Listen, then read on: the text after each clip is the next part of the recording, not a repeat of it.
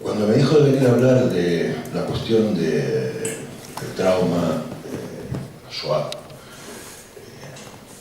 desde cierto abordaje psicoanalítico, primero me gustó mucho la idea.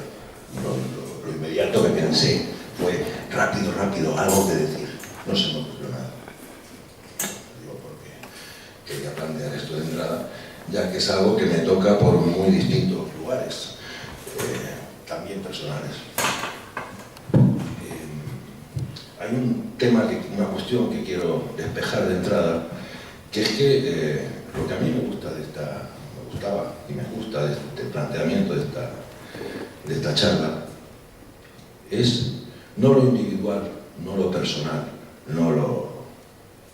la anécdota de cada cual, de cada quien que haya tenido en relación tanto a la guerra civil, ¿no? Ya que ayer era de la guerra civil, eso es innegable, como de la Shoah, sino las leyes, los modos, los discursos, el modo discursivo que hace posible que eso se haya, o tal vez veremos a ver qué nuevas modificaciones habrá producido en la historia, ya que si se ha producido algo de la repetición, no quiere decir que vaya a ocurrir lo mismo, ni mucho menos, lejos de mi pensamiento. Pero efectivamente, la efectividad del planteamiento nazi y la lógica que subtiende ese planteamiento es evidente que sigue funcionando. Entonces, de entrada, voy a hablar de distintos autores. La verdad que me puse a hacer una bibliografía y me salían más de 30 libros, entonces me paré en el número 19. Una psicoanalista, no sé si habéis oído hablar de ella, Anneliese Stern, que tiene un librito que es una joya, una auténtica joya, se llama El savoir déporté, el saber deportado, donde hace un planteamiento en el año 88. Hace el siguiente planteamiento: ¿se puede ser psicoanalista habiendo sido deportado en Auschwitz? La respuesta es no. ¿Se puede hoy en día ser psicoanalista sin eso? Otra vez, la respuesta es no. Entonces, ¿cómo se sostienen estas dos posibilidades? Esta aporía, como reenvía una a la otra. ¿Cómo es esta relación? Para abordar la siguiente pregunta, según el planteamiento que hace Stern, ¿qué psicoanálisis es posible después de la Shoah? Esto es una cuestión central, la psicoanálisis. ¿Por qué? Es mucho más fácil hablar del trauma que de la Shoah. Muchísimo más fácil. Las voces del silencio. Transmisión del trauma y efectos del silencio en dos contextos: la guerra civil y la Shoah. Evidentemente no es lo mismo la guerra civil que la Shoah. Para nada es lo mismo. Ya vamos a hablar de...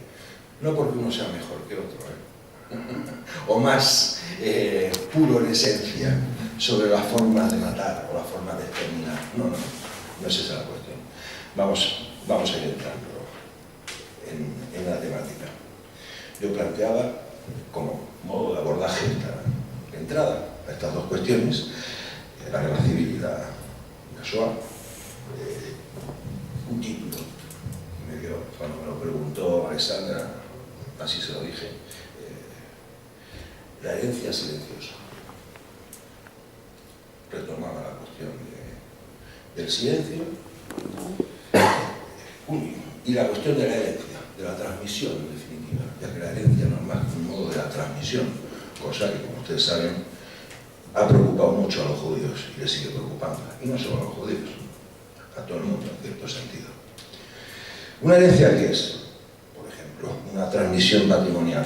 Algo se transmite, y además, teniendo en cuenta que no solo se heredan fortunas, porque siempre que se piensa en herencia se piensa en... También se heredan los infortunios.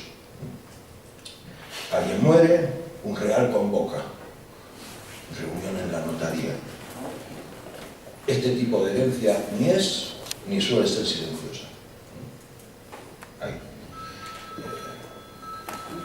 otro tipo de herencia, la herencia genética, de la cual no voy a hablar, pero que merecería la pena detenerse largo y tendido en ello. Freud plantea que para hacer un psicótico, para producir un psicótico, hacer un buen loco, hacen falta 3 generaciones. ¿Esto qué quiere decir? Que algo se transmite, que algo circula, que algo es pasado de generación a generación. Algo se mueve, de padres a hijos. A la manera de que salen las carreras de relevos, eso que se pasa, se llama el testigo. Transmisión a través de las generaciones de ¿qué? Ideales, de mitos, de modelos identificatorios. Por ejemplo, el otro día casualmente hablando con una persona me decía que en una familia las mujeres de esa familia en distintas generaciones usaban todas jabones muy parecidos y perfumes bastante similares, de tal manera que llegaba a aislar una especie de olor familiar de esa familia de las mujeres. Una cosa curiosa, ¿no? Me llamó la atención como anécdota, pura anécdota. Pero son pequeños detalles también lo que se transmite, modelos identificatorios, ¿no? Por ejemplo, también ustedes lo van a reconocer, cómo ser hombre o cómo ser mujer. Esas cosas también se heredan, porque como no hay manera de saber cómo es, ni hombre ni mujer, como decía Freud, son conceptos abstractos de contenido incierto. Entonces, sí, que cada cual se apaña como buenamente puede y va a brevar en los lugares donde tiene lazo social. Generalmente la familia, pero no tiene por qué ser así. Es más, la familia es un concepto que está en plena revisión y en pleno cambio. También se pueden transmitir enunciados que pueden apuntar a algo que se dice como a algo que se omite o algo que se esconde. Los trapos sucios se lavan en familia. Esa frase tan habitualmente pronunciada en el marco de los análisis.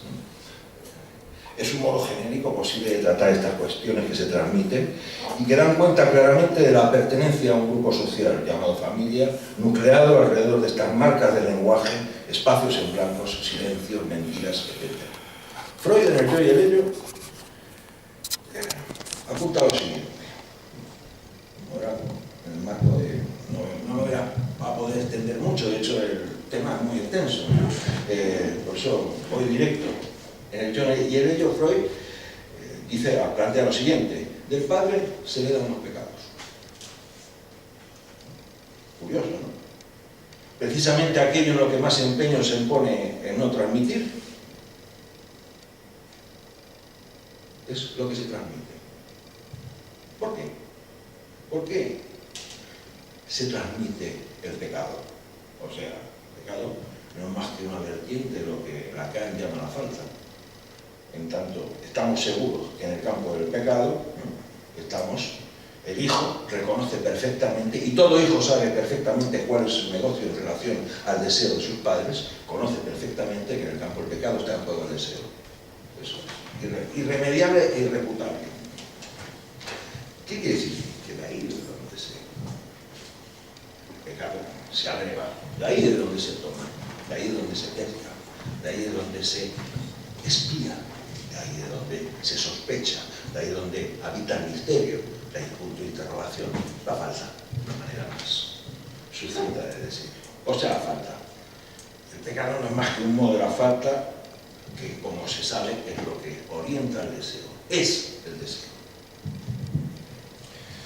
Estas cuestiones que se heredan, que así son transmitidas, adquieren valor de mandato.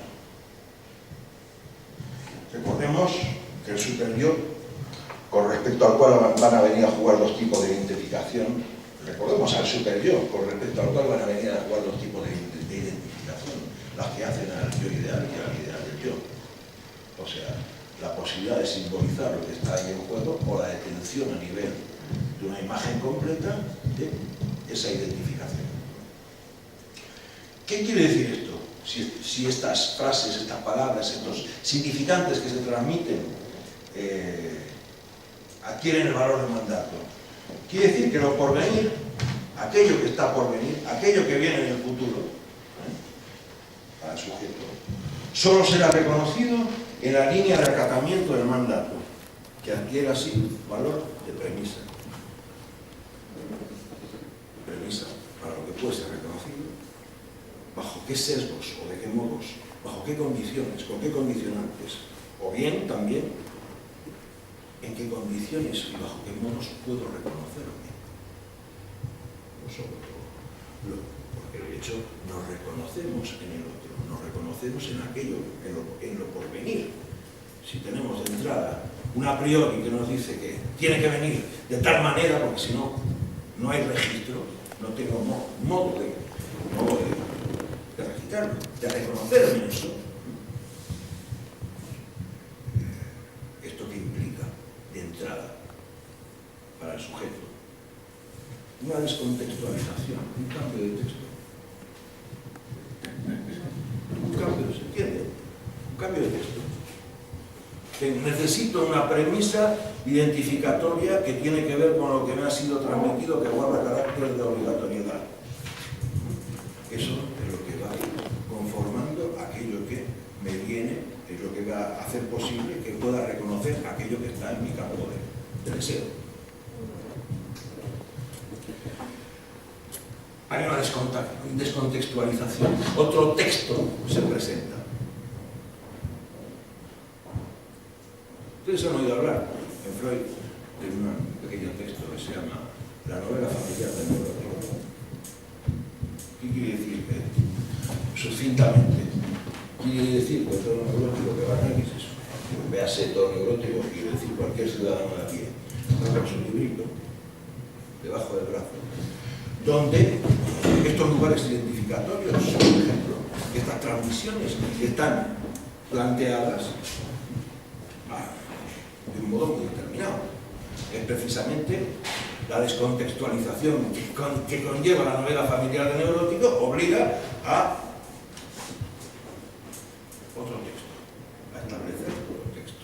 Y de hecho un análisis no es más que eso, el establecimiento de otra textualidad y de otro texto. Con el subsiguiente cambio, claro, teniendo en cuenta que el papel actualmente, en el caso de la neurosis, suele ser el cuerpo. Quiero hablar del texto que se llama El blog maravilloso. Una copia, en fin. El neurótico viene con su texto y empieza a hablar de él, de sus cosas, de su novela. ¿Qué quiere decir? Ni más ni menos que el neurótico, insisto, me produce cierta simpatía la palabra neurótico. Frente a iba a dejar.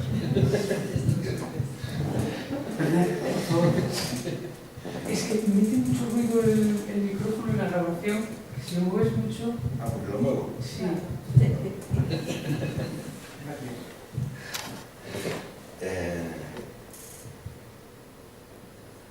Decía entonces que determinación inconsciente de enunciados que guarda su potencialidad a través de la transmisión generacional. Volvemos a la transmisión. Y guardan toda su eficacia y potencialidad. ¿De qué? El sujeto, ¿potencialidad de qué? Pregunto. El sujeto sabrá qué hacer con eso. O verá como demonios se las apaña con eso. Y el trauma. ¿Qué es el trauma? En todo trauma lo que aparece en primer plano es el hecho de que la existencia está amenazada. El trauma es siempre una amenaza existente.